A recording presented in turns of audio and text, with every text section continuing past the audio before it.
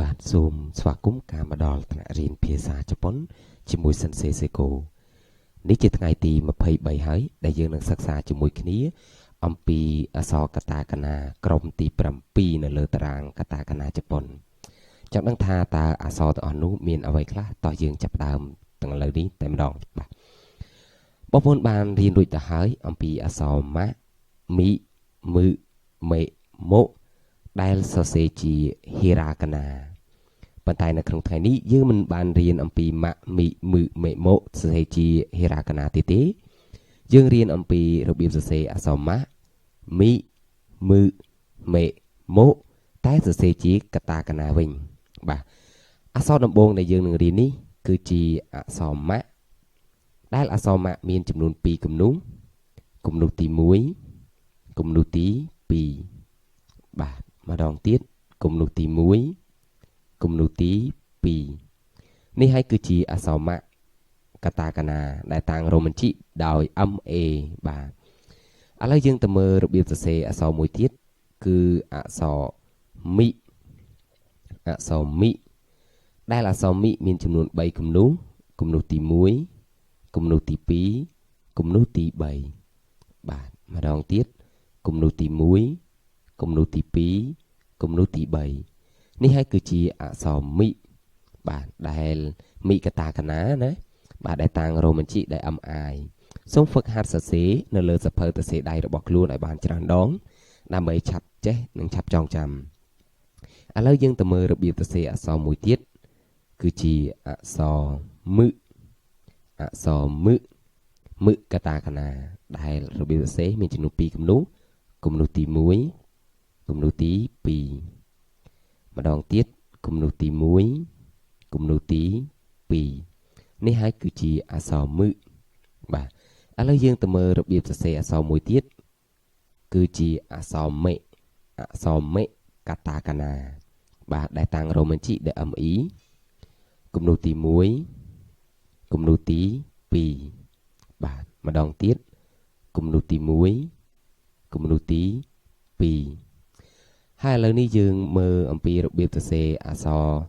មួយទៀតគឺជាអក្សរម៉ូដែលអក្សរម៉ូនេះតាំងរ៉ូម៉ាន់ជិកដែល MO ម៉ូកតាកាណាមានចំនួន3គំនូសគំនូសទី1គំនូសទី2គំនូសទី3ម្ដងទៀតគំនូសទី1គំនូសទី2គំនូសទី3បាទនេះហើយគឺជាអក្សរម៉ូកតាកាណាសូមបងប្អូនហ្វឹកហាត់សរសេរអក្សរម៉ាក់មីមឺមេម៉ូកតាកាណានៅលើសភៅសរសេរដៃរបស់ខ្លួនឲ្យបានច្រើនដងដើម្បីឆាប់ចេះនិងឆាប់ចងចាំបាទម៉ាក់មីមឺមេម៉ូហេរ៉ាកាណាក៏រៀនរួចឥឡូវនេះម៉ាក់មីមឺមេម៉ូកតាកាណាក៏ទើបតែរៀនរួចផងដែរឥឡូវយើងទៅមើលពាក្យមួយចំនួនដែលផ្សំឡើងពីអក្សរទាំងអស់នេះបាទយើងមើលថាតើពាក្យដំបូងនេះមានអក្សរអ្វីខ្លះបាទរៀនរួចអស់ហើយណាគឺមានអក្សរម៉ាក់អក្សរអ៊ីនិងអក្សរគឺបាទអញ្ចឹងពាក្យនេះអានថាម៉ៃគឺបកប្រែថាមេក្រូបាទមួយទៀតបងប្អូនមើលពាក្យនេះមានអក្សរអ្វីខ្លះយើងរៀនបាន2ហើយគ្រាន់តែថាមួយនេះយើងមិនតាន់បានរៀនតែមិនអីទេបន្តិចទៀតយើងនឹងរៀនអំពីវាដូចគ្នាគឺឃើញមានអក្សរមី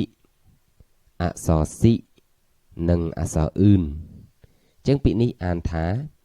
មីស៊ីនបកប្រែថាម៉ាស៊ីនដេបាទយើងមើលឧទាហរណ៍មួយទៀត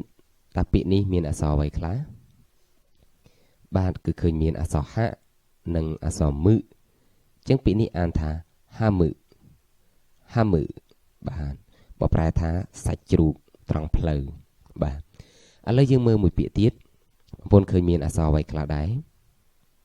បាទអក្សរកដាលនេះយើងអត់បានរៀនទេក្នុងពេលឆាប់យើងនឹងរៀនអំពីវាបាទគឺឃើញមានអក្សរមេអក្សររ៉ូ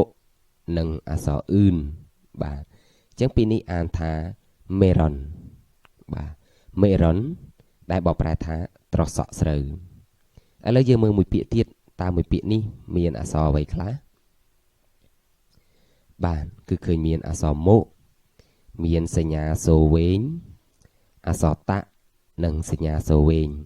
អញ្ចឹងពាក្យនេះអានថាម៉ូតាបកប្រែថា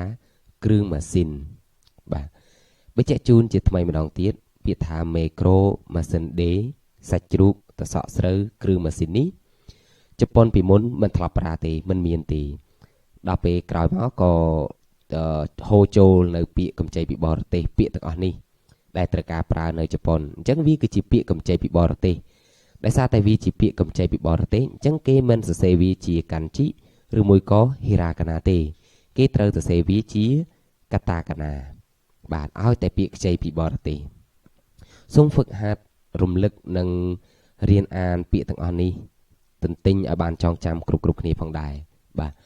អរគុណចំពោះការយកចិត្តទុកដាក់ក្នុងការទស្សនាវីដេអូមួយនេះតាំងពីដើមមកហើយក៏ជួយ like ជួយ share ទៅកាន់មិត្តភ័ក្តិផ្សេងផងឲ្យពួកគាត់ចេះជប៉ុនដែរណា